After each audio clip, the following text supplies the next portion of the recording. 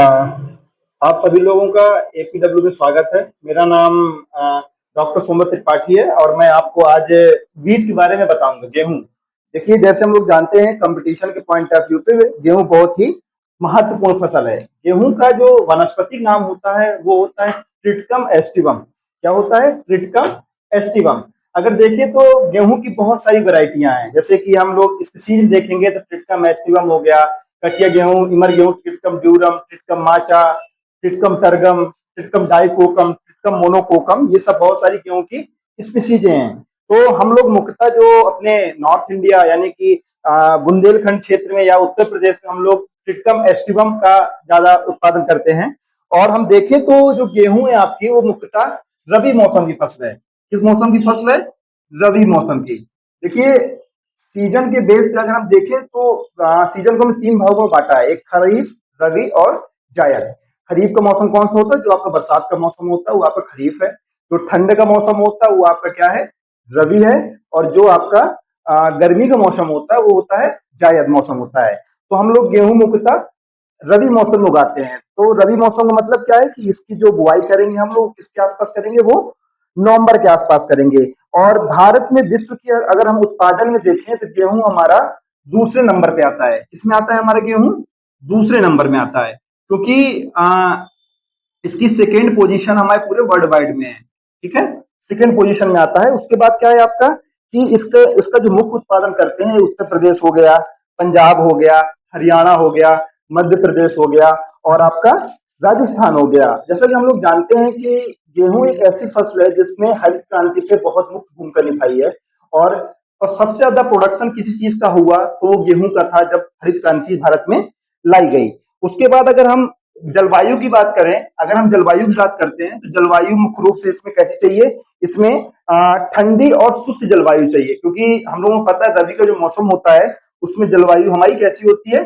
ठंडी होती है। हमें जलवायु कैसी चाहिए? इसमें ठंडी जलवायु चाहिए। ठीक है, इसमें हमको ठंडी जलवायु चाहिए और थोड़ा साथ ही साथ थोड़ा सा शुष्क चाहिए, शुष्क जलवायु चाहिए। इससे क्या होता है कि गेहूं आसानी से उपज हो जाती है। लेकिन माना जाता है कि अगर हम किसी फसल को ठंडी में बोते हैं तो उसकी वनस्पतिक वृद्धि के लिए वो बहुत अच्छा है ठंडी, लेकिन जब उसकी हम लोग हार्वेस्टिंग का समय आता है उस दौरान हमको थोड़ा गर्म जलवायु चाहिए। तभी हम लोग देखते हैं कि जो आपका गेहूं वो मुख्य रूप से आपका मार्च अप्रैल के आसपास कटता है।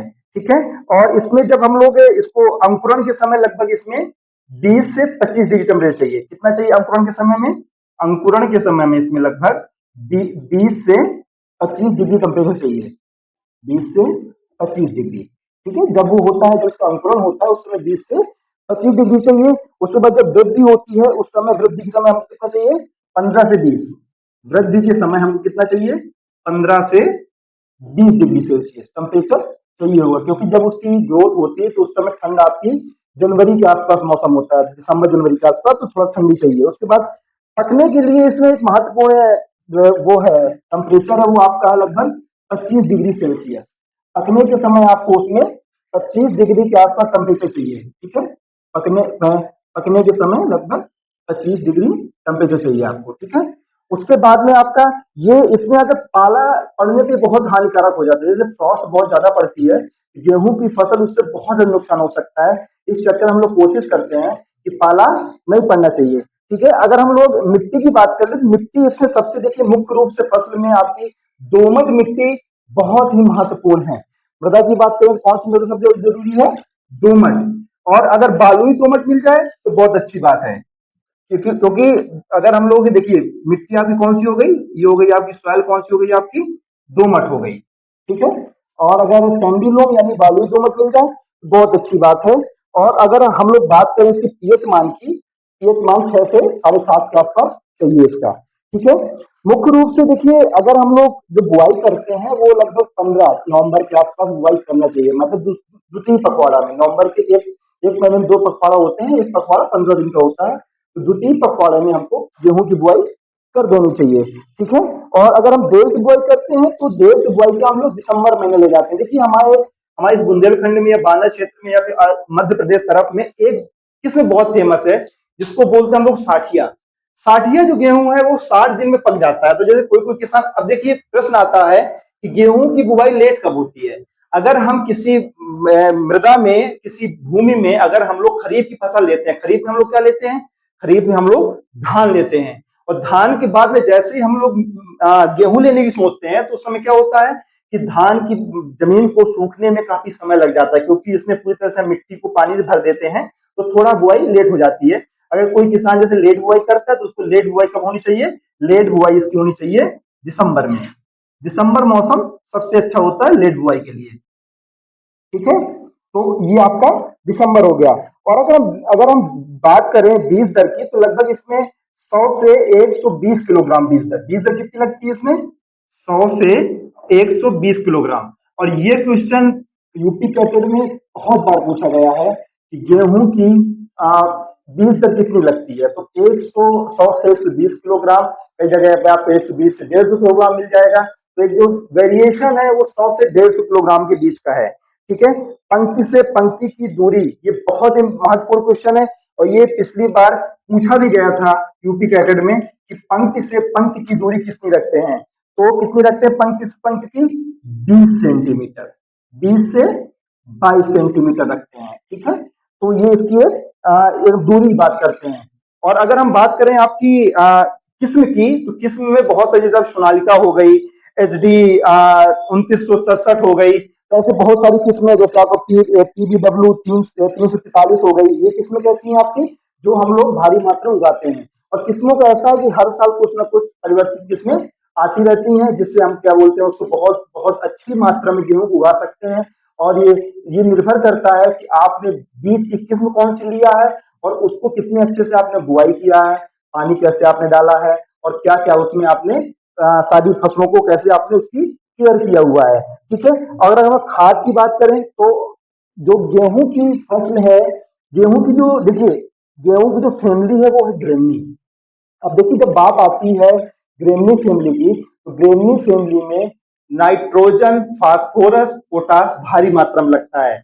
बट अगर हम बात करते हैं लेगुमिनेसी फैमिली की, तो लेगुमिनेसी फैमिली में नाइट्रोजन आपका बहुत कम मात्रा में डाला जाता है। क्यों, क्योंकि लेगुमिनेसी फैमिली के पौधे अपनी जड़ में नाइट्रोजन का स्थिरीकरण करते हैं। बट एक फसल है जो नहीं करती, वो है आपका सोयाबीन।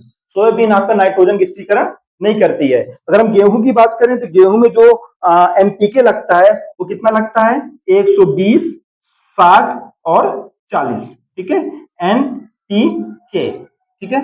अब देखिए कई बार बच्चे गलती क्या कर देते हैं, जैसे एक साल पहले क्वेश्चन पूछा गया था कि जैसे हमको 120 किलोग्राम नाइट्रोजन डालनी है, तो उसके लिए हम कितना यूरिया डालेंगे।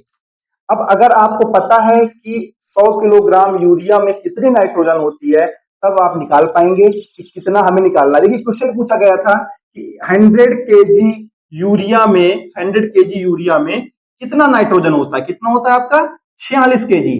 अगर कभी क्वेश्चन आए कि यूरिया में नाइट्रोजन का परसेंटेज कितना होता है, वो होता है 46%। तो इसी प्रकार हम लोग गेहूं में 120, 60, 40 नाइट्रोजन, फास्फोरस और पोटास इसी मात्रा में डालते हैं। और अगर हम सिंचाई की बात करें, सिंचाई से एक क्वेश्चन पक्का पूछा जाता है किसी भी एग्जाम में, वो है कि गेहूं की सिंचाई के लिए सबसे महत्वपूर्ण अवस्था कौन सी है। अगर हम गेहूं की सिंचाई के लिए सबसे महत्वपूर्ण अवस्था की बात करें, तो आपकी क्या है, CRI। इसको देखिए, इसकी हिंदी कुछ नहीं, उसको CRI आएगा, उसको इंग्लिश बोलते हैं क्राउन रूट इनिशिएशन, मतलब प्रारंभिक जड़ निकलते समय। तो हम लोग क्या बोलते हैं, इसकी बात करेंगे, जो CRI आपकी स्टेज आती है वो लगभग 20 से 25 दिन में आ जाती है। वैसे गेहूं की बहुत सारी, जैसे आपका टिलरिंग, जब उसकी टिलर निकलते हैं तो उसमें हम लोग सिंचाई करते हैं। उसके बाद आपका जॉइंटिंग हो गया, फूल आने की अवस्था में हम लोग करते हैं, और दाना भरने की अवस्था में करते हैं। लेकिन एक चीज याद रखिएगा कि कभी भी जब फूल आ जाते हैं उस समय हम सिंचाई नहीं करते हैं। उसका कारण है, जब भी अगर हम फूल आने के समय सिंचाई करेंगे, तो उससे हमारे जो परागकण होंगे वो चिपचिपे हो जाएंगे। जैसे जो क्रॉस पॉलिनेटेड क्रॉपें हैं, उसमें अगर हम लोग फूल आने के समय में इरिगेशन कर देंगे, तो उसके जो पॉलन है वो चिपचिपे हो जाएंगे, जिसकी वजह से उस आसानी से इस स्थान से दूसरे स्थान तक नहीं पहुंच सकते हैं।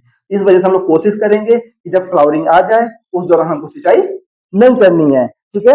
और सबसे अच्छा इसमें जो महत्वपूर्ण है वो है आपका खरपतवार। खरपतवार में अगर गेहूं से क्वेश्चन पूछा जाएगा सिर्फ एक पूछा जाएगा कि गेहूं का मुख्य खरपतवार कौन सा है। तो गेहूं का अगर मुख्य खरपतवार की बात करें वो आपका क्या है, फेलेरिस माइनर। फेलेरिस माइनर, उसको हिंदी में बोलते हैं गेहूं का मामा भी बोलते हैं, उसको हिंदी में हम लोग गुल्ली डंडा भी बोलते हैं। तो इसको हम लोग इंग्लिश में बोले तो मिमिक्री वीड भी बोलते हैं। अब इसको मिमिक्री वीड हम इसलिए बोलते हैं क्योंकि हम लोग पहचान नहीं सकते हैं, अगर ये वीट लगा है और फेलेरिस माइनर लगा है, हम पहचान नहीं पाएंगे इसमें से वीट कौन है और फेलेरिस माइनर कौन है। तो जो आपका गेहूं का मामा खरपतवार है ये बहुत महत्वपूर्ण खरपतवार है और मुख्य रूप से गेहूं में ही लगता है ये। ठीक है, अगर हम लोग बात करें इसमें कौन कौन से हम लोग इसके नियंत्रण के लिए क्या डाल सकते हैं, तो हम लोग डालेंगे, क्या डालेंगे इसमें, 2,4-D।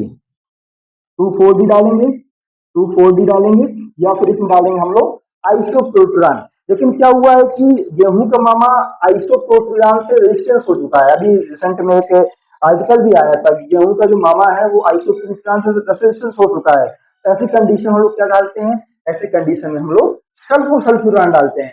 क्या डालते हैं, सल्फोसल्फ्यूरान डालते हैं। ठीक है, और हम लोग क्या बोलते हैं, जैसे इसका नियंत्रण, जैसे फंजीसाइड लग गई है तो हम लोग उसे फंगोदी लगाते हैं। जैसे आपको बहुत सारी इसमें वीट लगती है, ब्लैक रस्ट हो गया, व्हाइट रस्ट हो गया, ब्राउन रस्ट हो गया, तो ये बहुत सारी रस्ट लगती हैं जिससे मुख्य रूप से गेहूं की ये प्रमुख बीमारी है। अगर हम लोग इसकी कटाई की बात करें, इसकी कटाई कब करते हैं हम लोग, कटाई हम लोग करते हैं लगभग मार्च अप्रैल में। कब करते हैं कटाई इसकी, कटाई करते हैं हम लोग मार्च अप्रैल में। जैसा कि मैंने बताया कि मार्च अप्रैल में आपका तापमान कैसा होता है, ज्यादा होता है।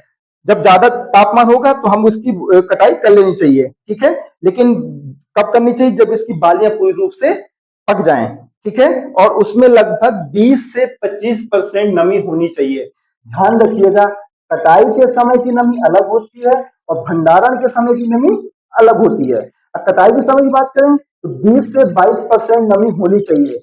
बट अगर जब हम भंडारण की बात करते हैं, जब गेहूं को भंडारण करते हैं तो 10 से 12% नमी होना जरूरी है, क्योंकि अगर भंडारण में अधिक नमी होगी उससे क्या होगा आपका, उससे फंगस लगने का अटैक बहुत ज्यादा होता है। तो ऐसी कंडीशन में हम लोग कोशिश करते हैं कि 10 से 12% नमी बनी रहे। अब महत्वपूर्ण क्वेश्चन इस उत्पादन कितना होता है। ठीक है, उत्पादन की बात करें हम लोग, अगर उत्पादन की बात करें तो 50 40 से 50 क्विंटल प्रति हेक्टेयर होता है। लगभग 40 से 50 क्विंटल प्रति हेक्टेयर होता है। और साथ ही साथ में इसमें